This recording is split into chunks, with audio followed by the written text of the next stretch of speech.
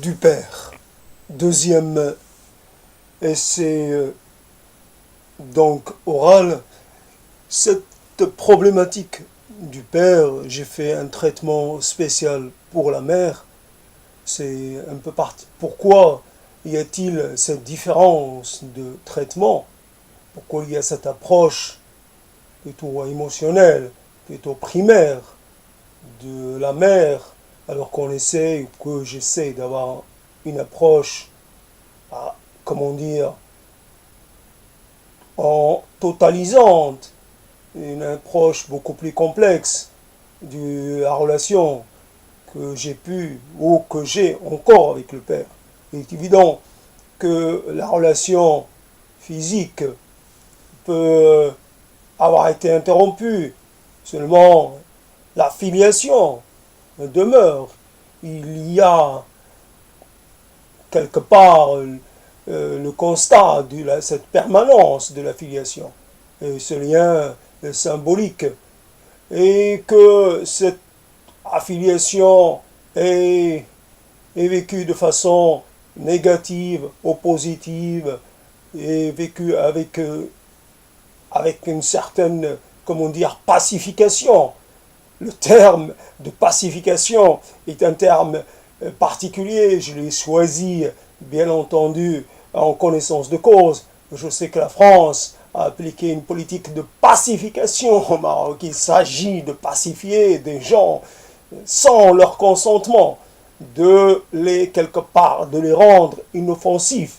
Donc, malgré l'envie de maintenir une certaine conflictualité avec le père, malgré les éléments saillants de la relation, dans la relation, malgré les comptes qui n'ont pas été réglés, malgré tout le contentieux, on essaie de passer par-delà tout cela, par-dessus tout cela, et en fait, à essayer d'avoir une approche pacifiée, une approche plutôt moins, comment dire, dans laquelle il n'y aurait plus besoin de faire le procès, ni du père, ni de soi-même, ni d'aucune autorité, quelle qu'elle puisse être. Il n'est pas possible de faire le procès, se maintenir en état d'accusateur, de persécuteur, comme disent les Américains, de procureur, et donc voilà, les Américains traduisent cela par persécuteur. Je ne cherche à persécuter personne, je n'ai pas de revanche particulière à tirer de qui que ce soit, à prendre sur qui que ce soit. Donc fondamentalement, quand on voit l'utilité que peut avoir le père a une utilité, il a une fonction. Cette utilité est évidemment importante comment dire, quand il est évidemment plus importante quand il est en vie. Donc c'est quelqu'un qui est en permanence menacé par comment dire, par l'aléa par le fait que normalement, dans l'ordre des choses, c'est à lui de mourir en premier. Et donc, il y a eu ces temps-ci la mort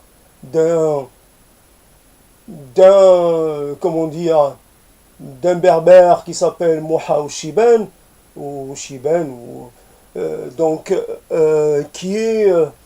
qui a vécu, a priori, on a dit qu'il a vécu plus de 100 ans, 113 années. Il est évident que cela est, en grosso modo, que cela est comment dire, un chiffre qui n'est pas possible de vérifier. Normalement, sa date de naissance et la date de naissance dans l'ancien temps n'était pas consignée, il n'y avait pas spécialement d'importance, d'impératif à ce qu'on note la date de naissance, mais cela se comprend. Je veux dire que moi je le comprends très bien. J'aurais bien aimé vivre, avoir vécu dans un temps où on ne consignait pas tout. Quelle est l'importance que la personne soit née à telle date? précise, tel jour, telle date. Il n'y a aucun, ça n'a aucun, comment dire, ça n'a aucun intérêt de rapporter, de consigner ces faits-là, sauf pour des faits de contrôle, de gestion des populations, je ne sais encore quoi d'autre. Et donc fondamentalement, la naissance, on pourrait établir un âge approximatif, en tout cas, restant dans l'approximation et supposons que cette personne est morte à centenaire et avec quelques années de plus. Et c'est vrai que il est évident que le père, aussi comme la mère, est une mémoire. C'est là, peut-être je vais m'attaquer au sujet, si je ne veux pas accepter le terme d'attaquer un sujet, attaquer le sujet, le père, non, je n'attaque pas. Je fais attention, je suis précautionneux, je fais attention, je n'attaque pas. Je n'ai pas attaqué le père, et le père n'est pas le sujet de mes attaques. Alors, je ne cherche à attaquer personne. Et à part quelques mots que j'essaie d'envoyer comme ça, quelques mots. J'ai un conflit avec la langue elle-même, et c'est tout, quoi. Et c'est la verbalité qui, quelque part, avec laquelle je me débat, et c'est tout, quoi. C'est mon seul adversaire, c'est de trouver les mots adéquats pour exprimer lesquels, pour approcher une pensée qui sans le concours des mots, resterait assez inaccessible. En tout cas, sont aussi au niveau de la pensée, les mots, et c'est par créer de l'approximation. Il n'y a pas de justesse, il n'y a pas de mots justes pour parler clairement d'une pensée, d'un ressenti, etc. Voilà, passons. Donc, le sujet de père dans le rapport, ce qui est la mémoire. Si je parlais de Achiben, c'est par rapport à l'âge. Qui dit âge dit une mémoire qui s'en va. Donc, une mémoire, un siècle, évidemment, une personne est reliée de par sa mémoire à d'autres personnes, et cette filiation-là s'interrompt. Parce que on ne consigne pas, que ce soit par l'écrit ou par l'oral, on ne consigne pas la parole de ceux qui sont sur le point de crever. Ne disons pas partir, ils vont crever. Soyons clairs, soyons crus, ils vont crever. Donc à un moment donné, ils vont emporter tout ce qu'ils savent. Bien sûr, leur concours est à prendre avec beaucoup, évidemment, avec beaucoup de précautions. Il y a des récits qui ne sont pas spécialement dignes de confiance. Il y a des gens qui ont une lecture des événements qui est sujette à caution. Mais en mettant en parallèle plusieurs récits, on peut sortir, on peut dégager quelques éléments quelques éléments qui évidemment nous renseignent sur ce qui a été et ce qui peut-être ne sera plus. Donc, j'ai le regret de vous annoncer qu'un centenaire, un de plus, est mort. Et un centenaire est évidemment berbère, donc il a cette spécificité en plus. Et voilà. Donc, quelque part, c'est un regret que j'annonce cela, c'est avec beaucoup de tristesse. Et donc, j'attends d'annoncer la mort de mon père et l'extinction de sa mémoire, parce que je n'ai pas été recueillir cette mémoire. En cela, je suis fautif, j'ai failli dans cette mission que je m'étais donnée. Il y a un savoir.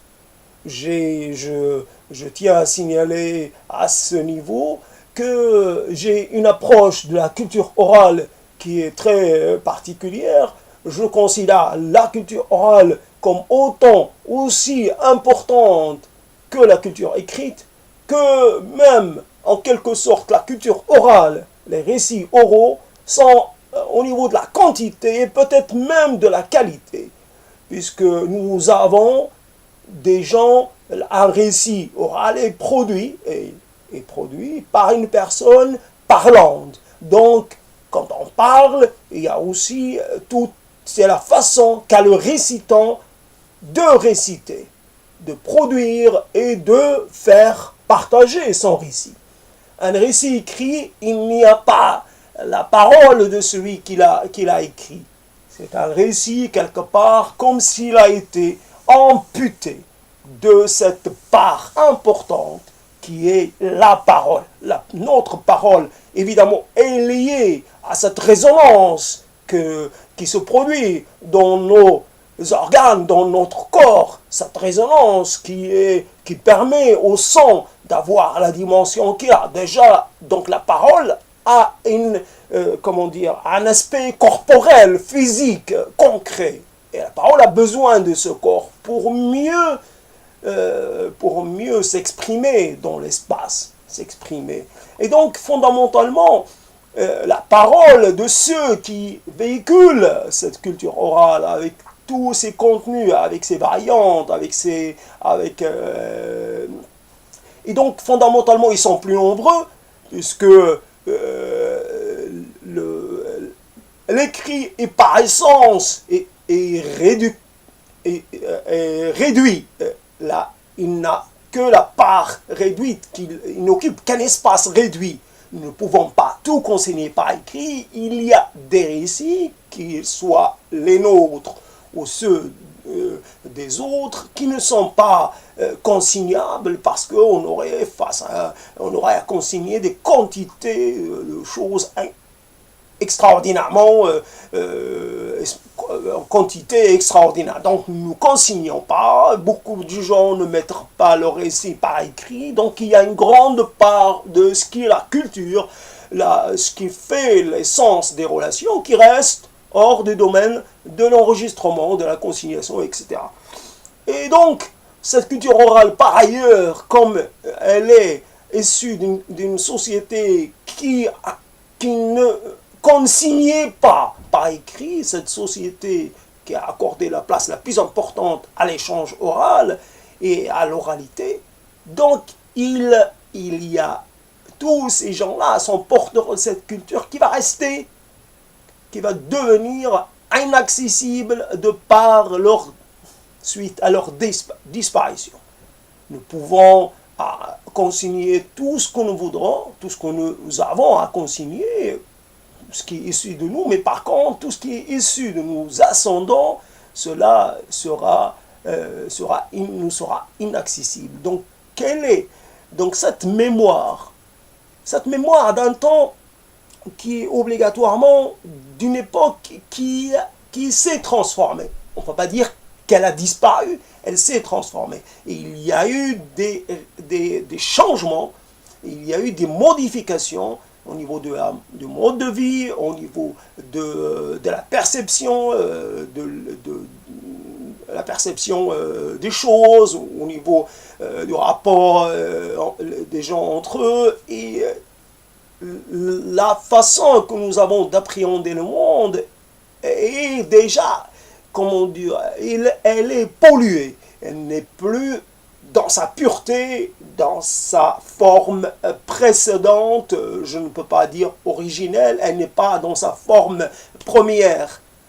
Et elle a changé, et elle n'arrête pas de changer. Donc ces gens, nos pères, sont porteurs de quelque chose qui est encore dans une certaine forme, il conserve il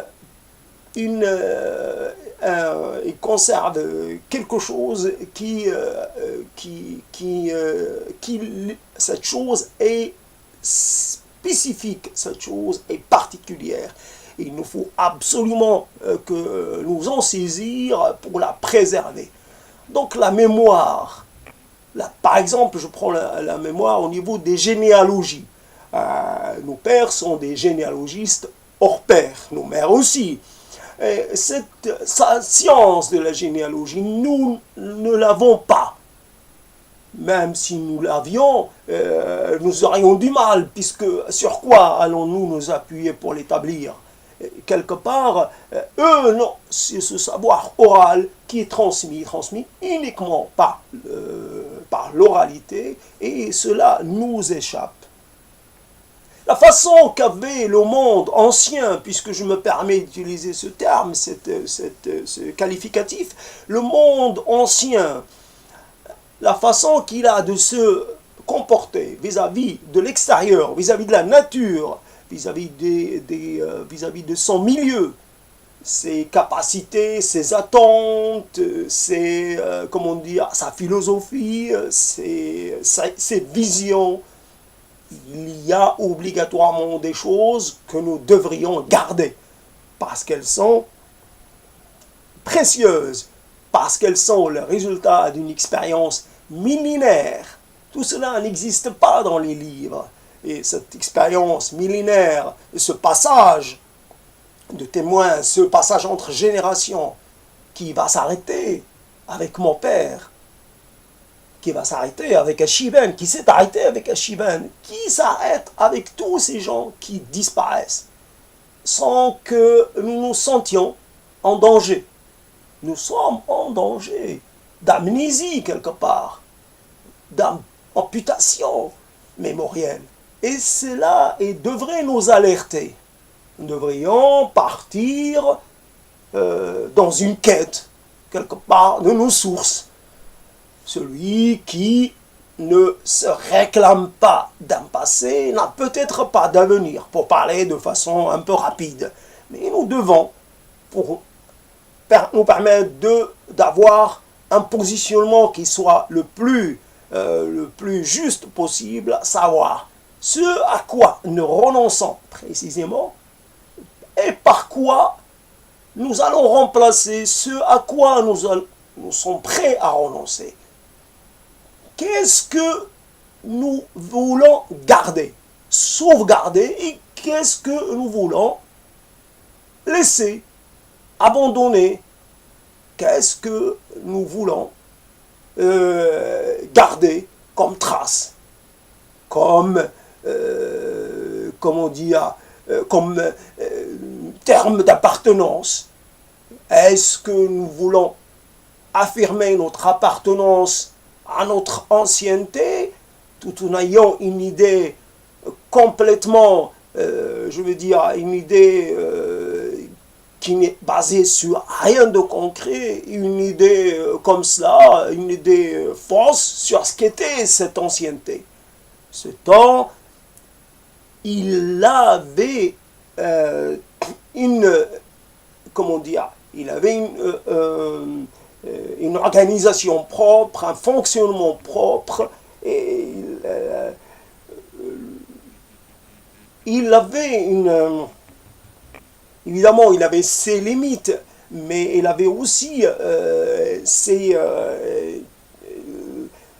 ce temps devait obligatoirement prendre en compte la cyclicité, l'élément cyclique dans ce rapport à la vie. Mais il y a aussi le sentiment d'une certaine menace, de la menace de la précarité, de la menace, il y avait l'impression, il y avait la peur de manquer, la peur de manquer. Mais cela, évidemment, je peux en parler puisque je le sais, mais ça n'est pas suffisant. Quel contenu je peux mettre derrière la peur de manquer? Je sais qu'il y a eu des pénuries, etc., des famines, etc., etc. Mais cela, comment ça a été vécu concrètement? J'ai besoin de récits pour pouvoir illustrer tout cela. Ce temps-là, nous ne l'habitons pas. Nous l'apercevons quelque part. C'est un monde que nous imaginons. Nous l'habitons avec quelques éléments, avec quelques peu d'éléments. Nous avons peu de certitudes, peu d'informations vérifiables, peu d'éléments concrets. Et c'est ce monde, nous avons aussi à un moment donné, nous sommes mis à le détester. Nous sommes mis à le rejeter. Il y a, par rapport, comme dans tout processus vital, il y a des retours. n'appelle pas ça des régressions, mais dans le parcours d'un individu, il y a un besoin, à un moment donné, un besoin de revenir vers ce qui était les temps d'avant. Donc le temps d'avant, nous commençons à nous y intéresser, à vouloir lui appartenir, à vouloir nous en réclamer. La mémoire, comment en fait faire en sorte que cette mémoire-là puisse être sauvegardée, entretenue, et pourquoi pas qu'elle puisse être transmise. Car même si nous n'avons pas de descendants biologiques directs, nous avons aussi des descendants qui sont là en demande. Nous pouvons aussi répondre à une demande qui ne soit pas seulement la nôtre, mais celle de beaucoup plus de gens. Il y a une demande, plus obligatoirement, c'est aussi des attendus faciles, mais plus on va vers plus on avance dans le temps, plus il y a, comme certains l'appellent, une volonté de retrouver une certaine authenticité, une certaine originalité. Et cela n'est possible qu'à travers la récupération, qu'à travers la préservation de cette mémoire. Voilà donc là, le Père comme dépositaire ultime d'une mémoire en danger de mort. C'est cela et cette réalité-là. Alors comment arriver à faire parler le Père? C'est une autre paire de manches, c'est la difficulté. Parce que comme il y a peut-être qu'il faut un moyen, il faut trouver des astuces pour faire parler ceux qui, quelque part, ne veulent plus revenir sur leur passé, qui se retiennent, ou alors ils choisissent le récit qu'ils veulent. Et donc, quelque part, comment faire pour que leur désir ou leur envie coïncide avec la nôtre? Il y a peut-être dans le récit que nous voulons entendre des épisodes malheureux, des épisodes traumatisants, que la personne dépositaire ne veut pas de nouveau revivre, même de façon indirecte. Donc, nous cherchons à rappeler, évidemment, les malheurs. Il y a des malheurs, et c'est cette capacité, comment ces gens ont survécu aux malheurs, comment ils l'ont dépassé, comment ça se fait qu'ils soient là malgré tous les malheurs et toutes les menaces et tous les dangers. Et donc, nous pouvons, par exemple, pour ce qui est de l'insécurité actuelle au Maroc, nous pouvons avoir une idée réellement sur ce qui est l'insécurité et le rapport à la violence sur les personnes, sur les biens, qu'à partir du moment où nous faisons un lien qu'on pouvons comparer avec ce qui existait auparavant. Il y avait, au moment de la faiblesse ou l'affaiblissement du pouvoir central, et il y avait des problèmes de l'insécurité sur les routes, etc., etc. Il y avait une insécurité réelle, effective. Est-ce qu'elle est du même niveau que l'insécurité qui existe actuellement, ou est-ce qu'elle était beaucoup plus forte et que les personnes ne pouvaient pas se déplacer sans risquer de se retrouver délestés de leurs biens, et que comment s'était vécue cette violence, et comment la société vivait et intégrait, réagissait face à cette violence. Et si, malgré le contrôle social, malgré tout ce qui est établi comme barrière de protection, tout ce que l'individu intègre comme quelque part, comme repère, malgré cela, il y a de la violence. Évidemment, plus les groupes sont importants, plus il y a de l'anonymat au niveau du partage d'un espace, plus que la violence est possible, puisqu'on fait de la violence sur des étrangers. Il est plus facile d'avoir recours à la violence contre les étrangers que contre des connaissances. L'étranger est quelque part un nom, à un moment donné, un nom est une abstraction. C'est comment la violence d'antan était supportée. Est-ce qu'il y avait des réactions de la population victime? Est-ce qu'il y avait des réactions de vengeance? Est-ce qu'il y avait de l'auto, comment dire, est-ce qu'il y avait de la défense? Est-ce qu'il y avait de l'administration de la justice? Est-ce qu'il y avait quelque chose comme cela? Et donc, par exemple, pour expliquer un peu, pour installer des préalables, pour essayer de comprendre la situation actuelle, la crise actuelle, la crise existentielle qui est là dans les rapports hommes-femmes, et qu'on a le constat, comment dire, récurrent de l'incapacité des gens à se rencontrer. Cette société qui produit du célibat, qui produit de la solitude, qui n'arrive pas à rapprocher les individus. Mais quand cela a-t-il commencé? Peut-on, comment dire, le référer à la discontinuité créée par l'arrivée de la France, ou faut-il le ramener à quelque chose qui préexistait? Et quelque part, dès bien la France, il y avait déjà des signes annonciateurs de ces ruptures à venir, de cette crise à venir, cette crise qui touche presque toutes les familles. C'est quelque chose de considérable. C'est un défi majeur posé à tous ceux qui voudraient voir une société fonctionner de façon équilibrée, de façon apaisée. Là, le problème avec le surgissement de ce discours qui est anti-institution de mariage, qui est un discours de déresponsabilisation, un discours qui refuse l'engagement. Et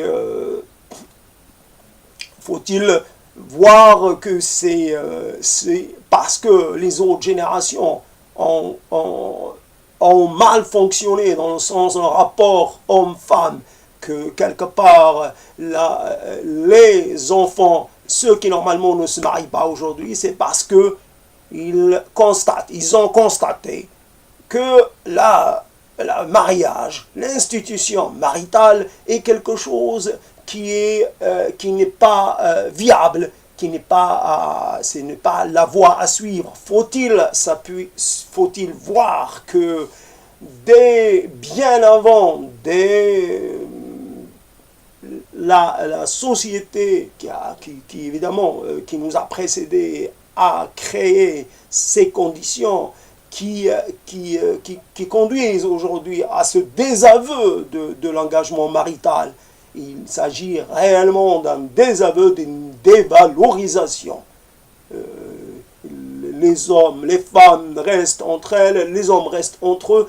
Il n'y a pas quelque chose qui a pris la place, il n'y a pas de relations libres. À la rigueur, on pourrait dire des relations libres permettant à chacun d'avoir une vie sexuelle, minimum syndical de vie sexuelle. Il n'y a rien. C'est pire qu'avant même, puisque au moins à travers le mariage, on pouvait réaliser un semblant, un minimum de vie sexuelle et affective. Donc finalement, quelque part, nous avons peut-être un taux de célibataires peut-être largement plus important de ce qui a été auparavant. Et nous pouvons continuer comme ça, à trouver des exemples et à chercher. Quelque part, nous devons trouver, si nous avions des éléments de singularité, de particularité, si nous avions quelque chose qui faisait que nous pouvions quand même dire que nous sommes pas seulement des consommateurs des progrès techniques, mais et de toute cette modernité, mais que nous avons aussi dans notre passé des éléments à proposer pour aider, pour apporter à la modernité, que nous pouvons participer du monde actuel par des éléments qui sont à nous. Évidemment, il y a toute cette science de la médecine traditionnelle, de l'herborisme, mais cela est suffisant? Il y a cette connaissance qu'a ma mère des herbes qui soignent. Elle a cette connaissance. L'a-t-elle transmise entièrement à sa fille? Je ne sais pas. Mais en tout cas, elle a cette science. D'ailleurs, je me rappelle qu'elle me disait, cette plante-là, elle va disparaître parce que il y a la charrue des tracteurs, qui passe partout et qui attaque même les derniers espaces qui permettaient à certaines plantes de pouvoir continuer d'exister.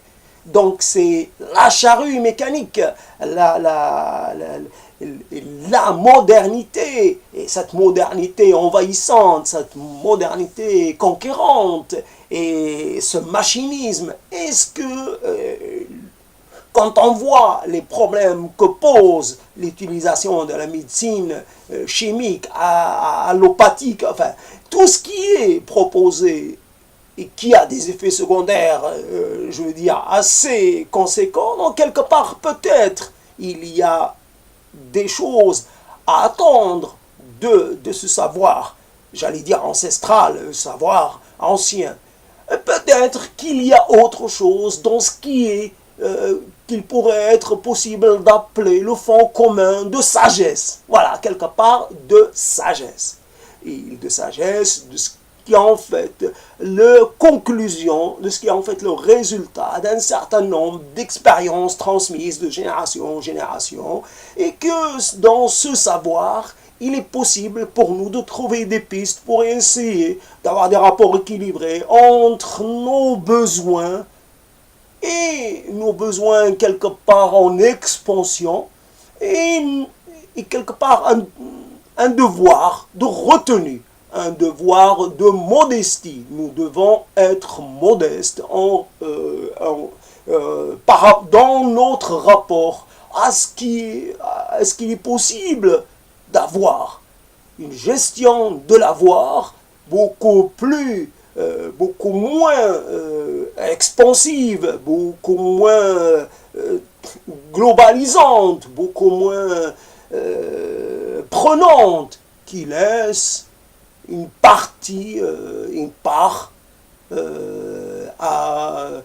je ne sais pas, il n'est pas besoin de tout exploiter, il n'est pas nécessaire de tout exploiter, il est possible de laisser des espaces non exploitables. La terre n'est pas obligatoirement un espace à conquérir dans son intégralité. Je prends cet exemple-là. Il y a donc ce fond de sagesse qui obligatoirement n'est pas consigné. Il est bien sûr, on le trouve à travers les proverbes. Il est aussi dans les proverbes. Mais il y a des proverbes, qui va vous les expliquer? Il y a des proverbes, à un moment donné, on va les trouver comme ça, on va essayer de les interpréter, mais on pourrait avoir une interprétation tout à fait nouvelle, tout à fait actuelle, alors qu'en fait, ils ont un signifiant qui est ancien. Il faudrait trouver les gens qui sont capables de les interpréter comme on les interprétait avant, mais pas les interpréteurs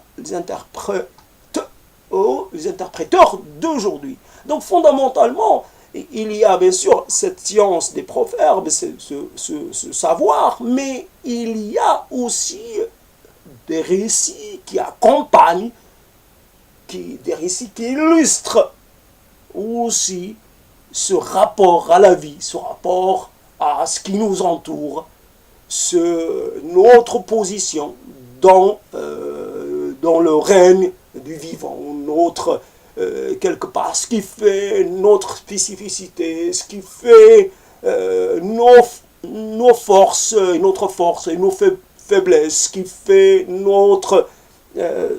comment dire, ce qui fait qu'on ait une légitimité à faire ou à pas faire. Et quelque part, voilà le Père. Le Père, dans sa fonction fonction de transmetteur, de passeur. Et évidemment, je vais m'arrêter là, puisque je me suis fixé comme objectif de parler de la mémoire. Je vais essayer de trouver une autre approche pour parler du Père d'une autre façon. Mais en tout cas, je continue. Évidemment, je ne peux pas dire que c'est intarissable, mais ça a besoin d'être traité, retraité, parce qu'on ne finit jamais avec son Père, comme on ne finit jamais avec soi-même. Mais je suis quelque part, j'appelle à vos contributions, j'appelle à votre travail, à vous aussi, à vos initiatives, pour qu'il y ait quelque chose, pour créer ce désir, non, pour passer à l'acte et ne pas être toujours au niveau du désir, de l'intention, mais qu'il faudrait peut-être, avant qu'il ne soit réellement trop tard, parce qu'il est déjà trop tard pour certaines personnes, mais il y a encore des personnes qui ont survécu jusqu'à ce jour et qu'il faudrait quand même prendre en compte qu'ils ne sont pas éternels. C'est dit.